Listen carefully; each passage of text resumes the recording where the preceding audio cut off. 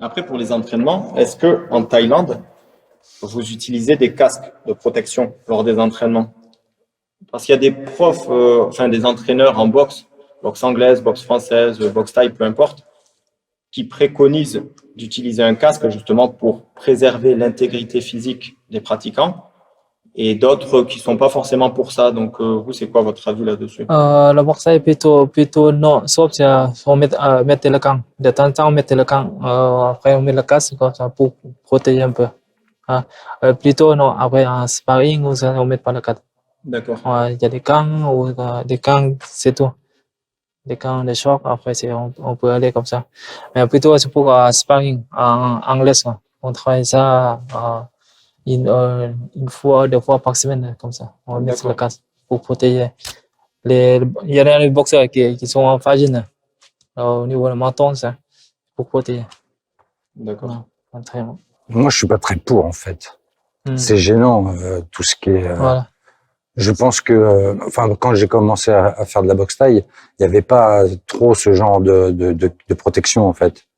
Après, le casque, ça vient beaucoup de l'anglaise. Voilà, Parce qu'il boxe beaucoup au niveau du visage.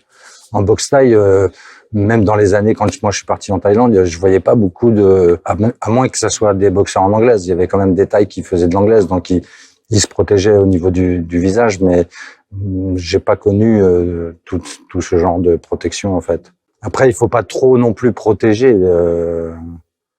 Il faut vraiment connaître les sensations d'un coup de poing, et voilà, c'est pas... Là, on n'est pas comme en anglaise, en fait. On n'a pas autant de pertes de neurones qu'en anglaise, parce que c'est le visage. La taille, c'est tout le corps, en fait. Donc, je suis pas trop pour. Bah non, on est en Europe, donc ils protègent vraiment les enfants, les ados et tout ça, c'est normal. Mais je suis pas très pour, en fait. D'accord. Il faut connaître cette sensation de coup, et ton corps, il produit ce genre de choses pour éviter que t'aies trop mal, en fait. Tu vois, avec l'endorphine, la morphine, tout ça, ton corps, il produit, il est capable de... Si tu travailles bien aux entraînements, il n'y a pas de raison que... Bien sûr. Après, le casque, ça peut gêner parfois aussi au niveau du champ de vision. C'est gênant. Ah oui, monsieur, ouais, c'est gênant. On travaille pas, plutôt on travaille pas avec le casque là-bas en Thaïlande.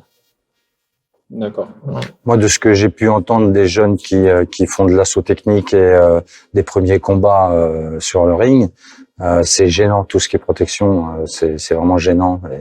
Et quand ils arrivent à un certain niveau et qu'ils enlèvent les protections, ils me disent je pourrais plus retourner avec les protections.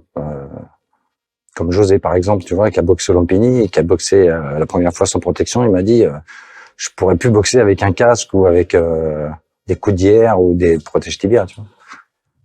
Ça, quand même, ça.